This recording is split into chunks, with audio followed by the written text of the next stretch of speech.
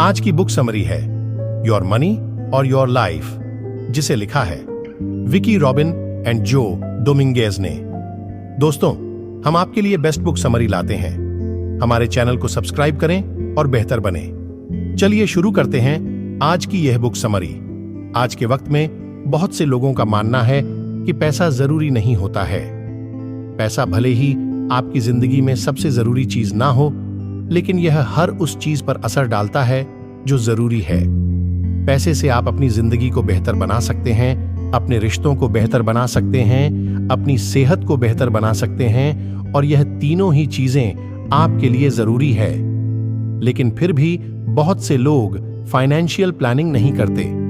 यह किताब हमें बताती है कि किस तरह से आप आसानी से अपने पैसे को मैनेज कर सकते हैं और किस तरह से उसे सही जगह पर इन्वेस्ट करके खुद को आने वाले समय की परेशानियों से बचा सकते हैं। यह किताब हमें बताती है कि पैसे को जल्द से जल्द इन्वेस्ट करने के क्या फायदे होते हैं। इस बुक समरी में हम सीखेंगे अच्छे भविष्य के लिए आपको कौन से काम नहीं करने चाहिए, किस तरह से आप अपना बजट बना सकते हैं, कम उम्र में पैसे इन्वेस्ट करने के क्या फायदे होते हैं। बहुत से लोगों को बजट बनाना नहीं पसंद क्योंकि वे आजाद रहना चाहते हैं। वे अपने हिसाब से सोना, अपने हिसाब से उठना और जीना चाहते हैं, और ऐसे में खुद पर पाबंदी लगाना बहुत मुश्किल लगता है। लेकिन यही मुश्किल काम आपको भविष्य में आने वाली परेशानी से बचा सकता है। आप बजट बनाने के लिए मिंट जैसे ऐप्स का इस्तेमाल कर सकते हैं, लेकिन एक सिंपल सा स्प्रेडशीट भी इसके लिए अच्छा होगा। उसमें सबसे पहले यह लिखिए कि आपके पास कितना पैसा आ रहा है, अब वो चाहे कहीं से भी आ रहा हो। इसके बाद यह लिखिए कि आपका पैसा कहां पर खर्च हो रहा है।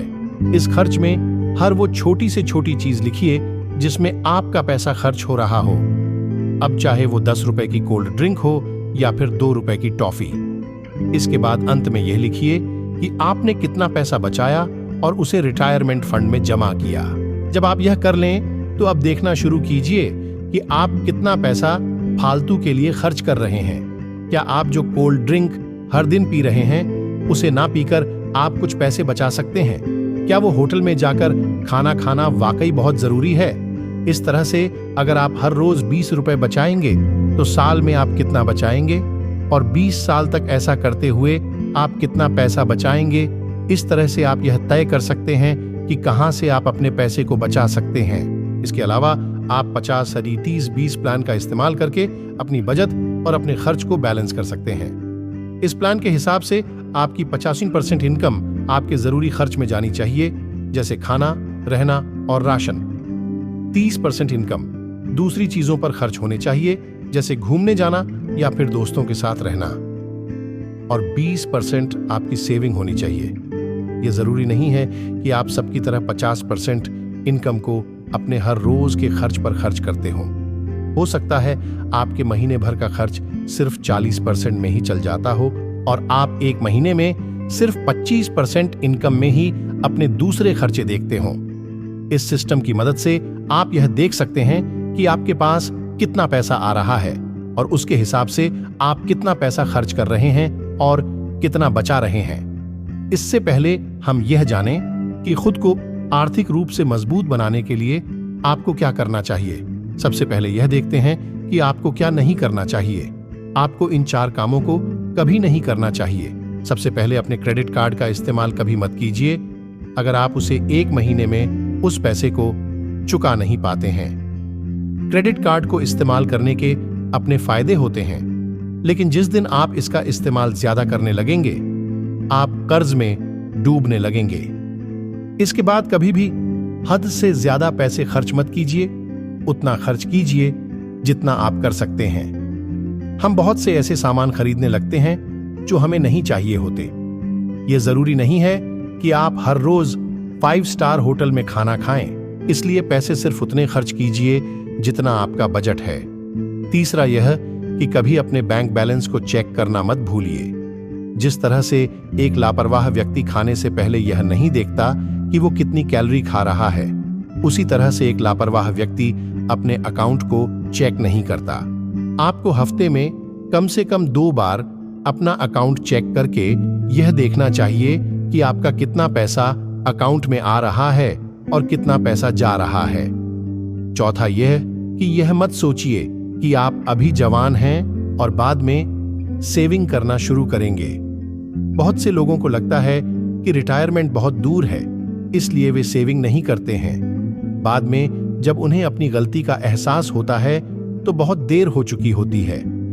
बहुत से लोग जवान होने पर यह सोचने की गलती कर देते हैं कि उन्हें अभी बहुत जीना है और वे पैसे बचाकर इन्वेस्ट करने के बारे में नहीं सोचते।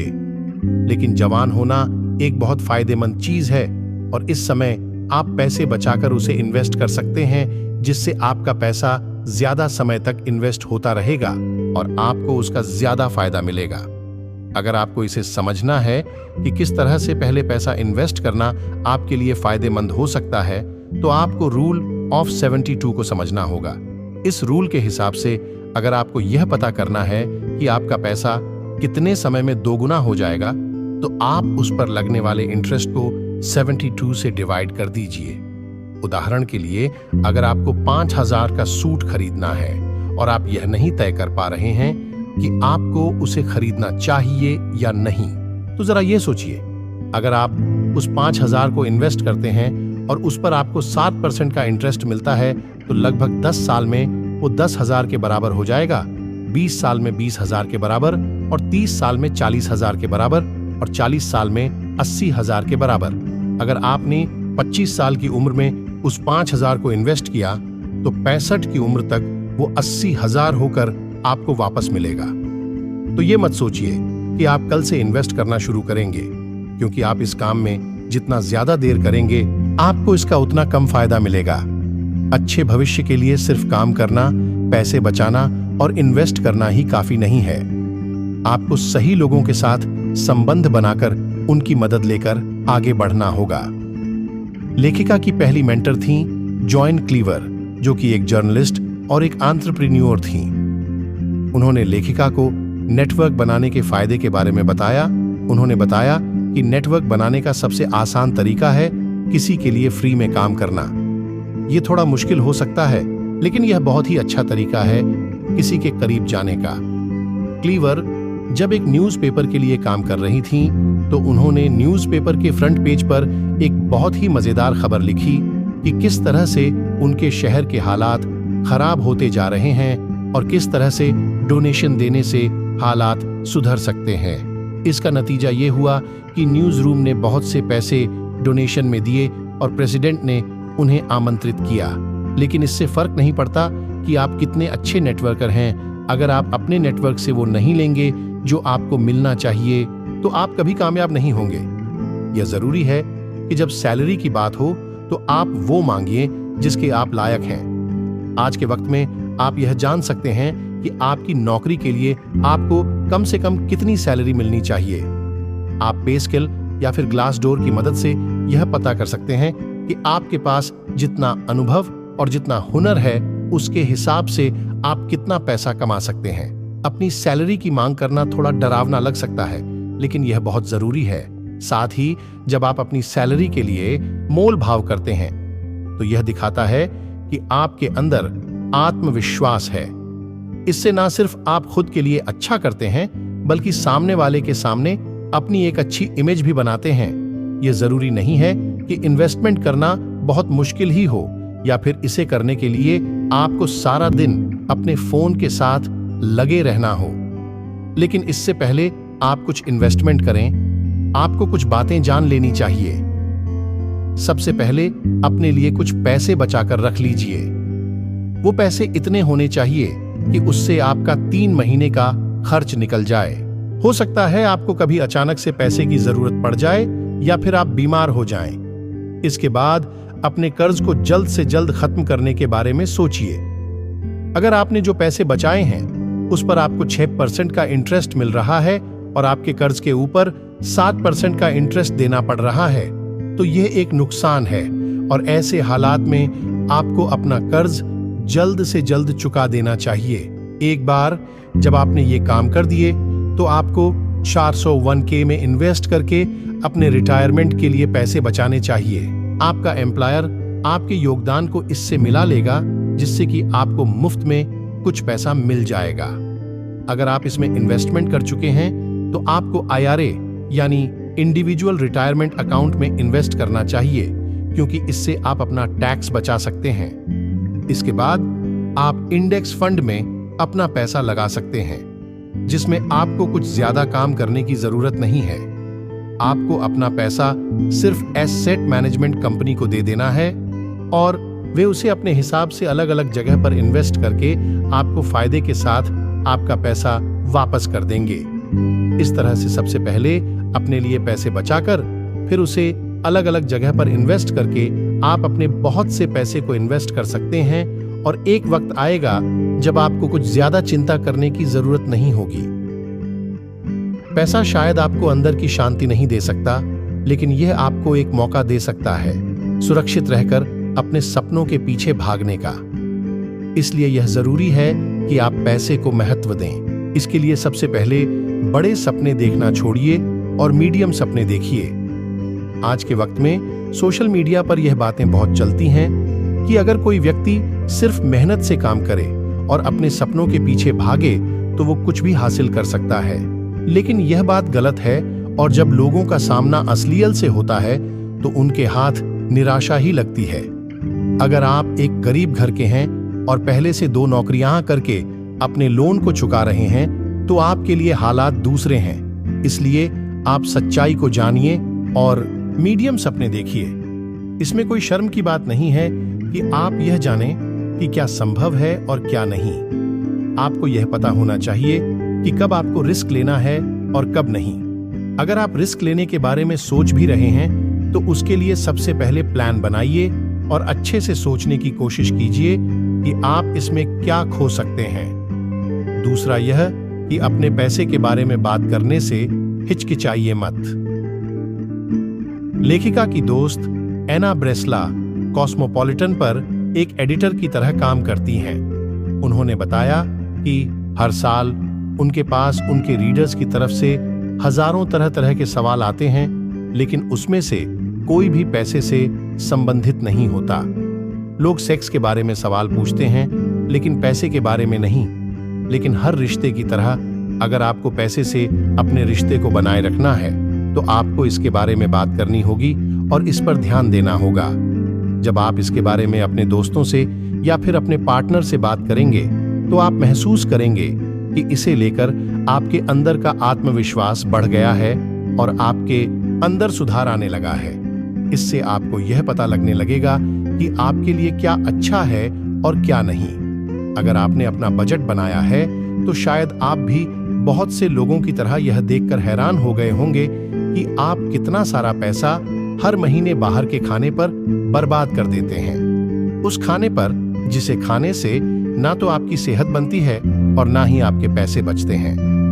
बहुत से लोग अलग अलग वेबसाइट या टीवी शो पर आने वाले रेसिपी को देखकर उसे बनाने लगते हैं, जिससे उनका पैसा बर्बाद होता है। यहाँ पर आपको इटली की दादी माँ से सीखने की जरूरत है।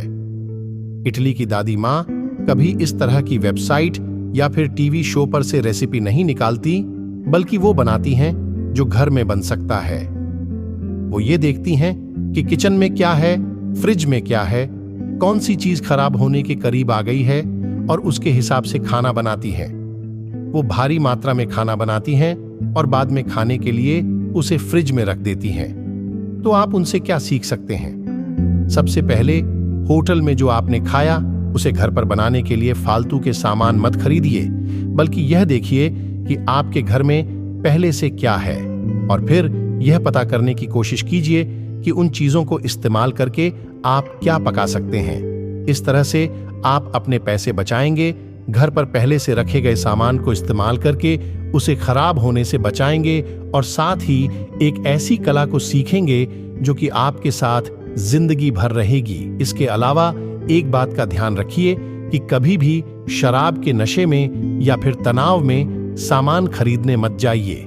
ऐसे हालात में लोग अक्सर वो खरीदने लगते हैं जो उन्हें नहीं चाहिए। कभी भी अपने क्रेडिट कार्ड को ज्यादा मत इस्तेमाल कीजिए और हमेशा अपने लिए एक बजट बनाइए। यह देखिए कि आपका पैसा कहां से आ रहा है और कहां पर जा रहा है। अपने कर्ज से जल्दी छुटकारा पाकर अपने पैसे को इन्वेस्ट करना शुरू कीजिए, ताकि आपका पैसा आपके लिए काम कर सके। ज्यादा बड़े सपने मत देखिए, बल्कि सच्चाई को पहचानिए। अपने पैसे के बारे में लोगों से बात करके आप उनके साथ अपने रिश्ते को सुधार सकते हैं। एक ऐसा घर बनाइए जो आपको अच्छा लगे। अगर आपका घर अच्छा होगा तो आप उसमें कुछ ज्यादा समय बिताना चाहेंगे और बाहर कम समय बिताएंगे। इससे आपको संतुष्टि मिलेगी। इसलिए अपने घर को सजाइए और उसे सुंदर बनाने के कुछ तरीकों के बारे में जानिए, जैसे कि लाइट बल्ब लगाना। यह जरूरी नहीं है कि यह सब करने के लिए आप किसी को काम पर रखें। YouTube पर सर्च करने पर आपको अपने घर को सजाने के बहुत से सस्ते तरीके मिल जाएंगे। यदि आपको हमारी बुक समरी अच्छी लगती है तो हमें सब्सक्राइब करें।